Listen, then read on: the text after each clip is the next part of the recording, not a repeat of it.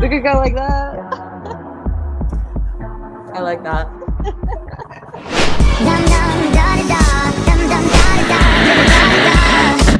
Welcome to the Civility Clinic, where even the best lichenologists come to study medicine. For our introductions and audio description, check out part 1 of our breakdown, link in the description.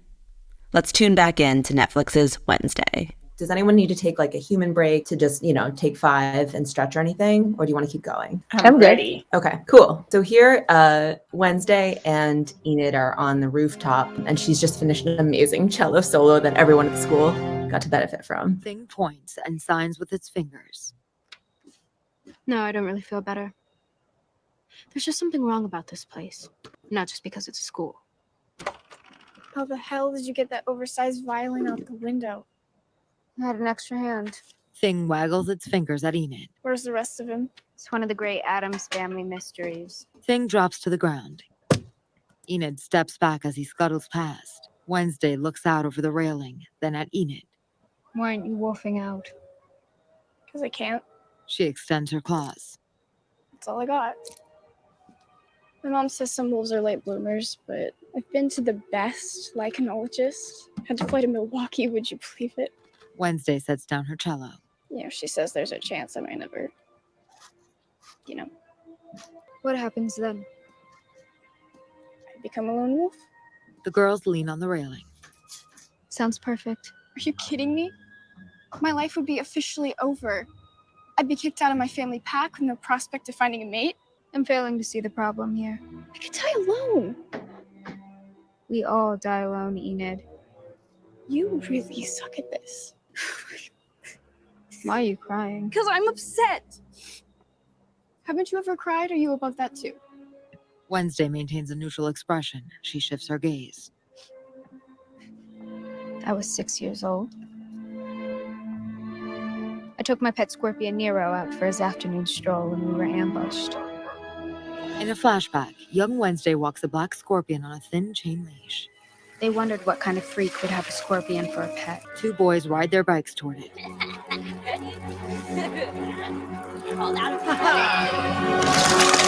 All the others ran Nero over until... Light snow falls on a graveyard. Young Wednesday kneels, holding a black dahlia. It was snowing when I buried what was left of him. I cried my little black heart out. She tucks the flower in the gravestone. The tears don't fix anything. In the present, So I vowed to never do it again.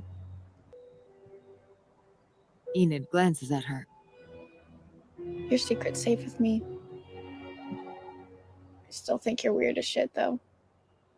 The feeling is incredibly mutual. The roomies are bonding a little bit. Enid was at first like crying, and Wednesday was like, "Why are you crying?" And she's like, "I'm upset." Sometimes communication can be as simple as that, and it just helps Wednesday better understand. And I love that prompts her to open up with her own story about the last time she cried, because she seems cold, but then you get this deeper understanding. And something really bad happened to her. Like, that sounds really traumatizing to have your pet killed in front of you. Like, that's horrible. The question for me is, how am I going to solve this problem? If when I go to the theater, for example, and they don't have captioning, what tools are available for me? And I could empathize so much with that scene from Wednesday, because crying for me doesn't solve anything. Complaining about things doesn't always solve anything. It's like, how can you work towards a solution? That scene really showed how the current Wednesday started. It wasn't so much about crying or complaining about things. She decided to take action and do something about the injustices that she saw. And I think that that's a really powerful statement to really highlight why she is the way she is. She doesn't just tolerate the world. She doesn't just cry about it. She changes. I agree. She's an extremely strong and resilient person. I think she comes off as cold. She comes off as unfeeling. But I think through this narrative that she's sharing with Enid, you realize that she feels so much. She just puts it only where she feels she needs to, or where she wants to. I think even in the opening scene, she tells her brother that emotion is a weakness, which honestly, like, you know, maybe that's a weakness of hers where she kind of tries to devalue it because it is a painful thing. But at the same time, she's also turning it into a strength where she's not letting, I guess, unhelpful emotions weigh her down. Syanne, do you have any kind of perspective or experiences that, I mean, I know you can only speak for yourself, but I wonder about sort of those harder instances and like those emotional anecdotes. Like, is that particularly challenging? When I was younger, I was extremely sensitive, and like I was always told, suck it up, stop crying. You know, sensory issues were a thing for me. Whenever someone said something mean, you know, I would cry all the time. What I found is that as I got older, I started internalizing a lot of things, masking, camouflaging, doing all that. And it would hurt me, you know, and as an adult now who knows that she's autistic and stuff, I struggle now with telling people when something is wrong, when I used to be a lot more open about it, just because people are like, you know, they don't want to hear it. They don't want to hear about other people's problems because they might have problems of their own. Like, I just feel like the world in general is cold. So like Wednesday is giving off that she's cold, but I think that's because she feels like it's a defense mechanism for, you know, whatever pain she has inside because she went through a very traumatic experience. And it's something I can relate to, you know, again, as an adult, instead of just crying like I used to. Now it's just, you know, I just get angry.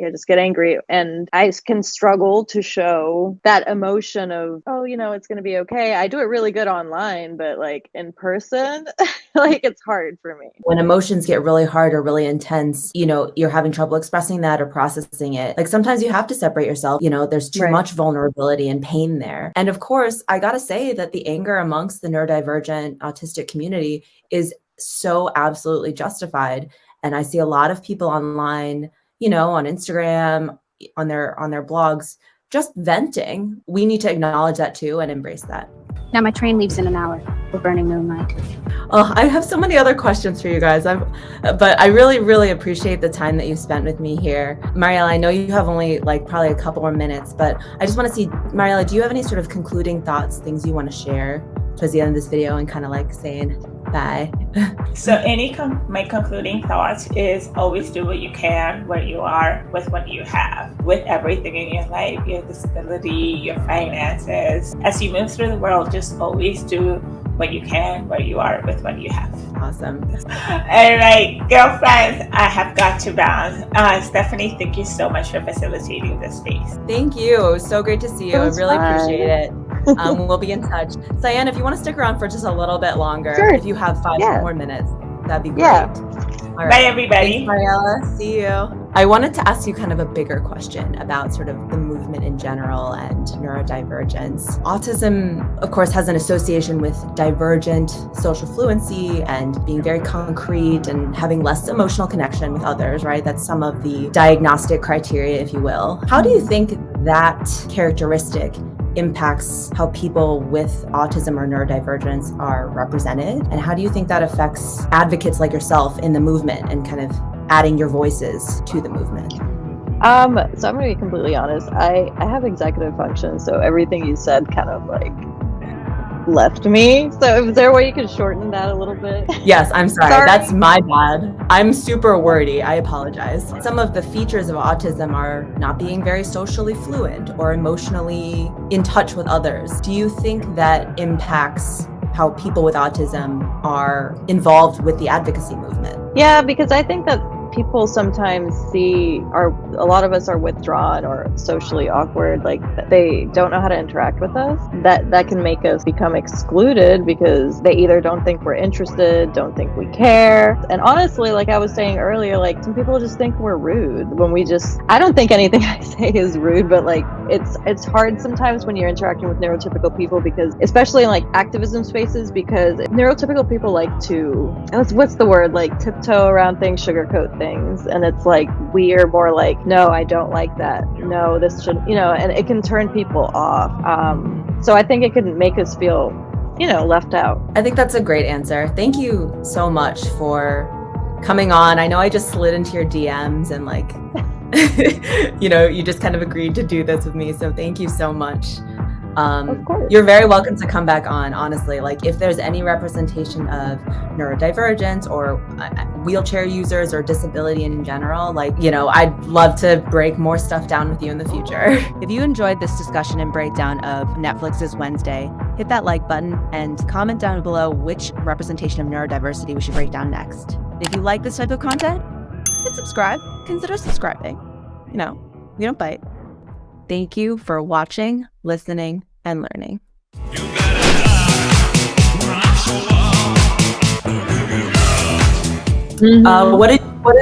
What'd you make? Any thoughts?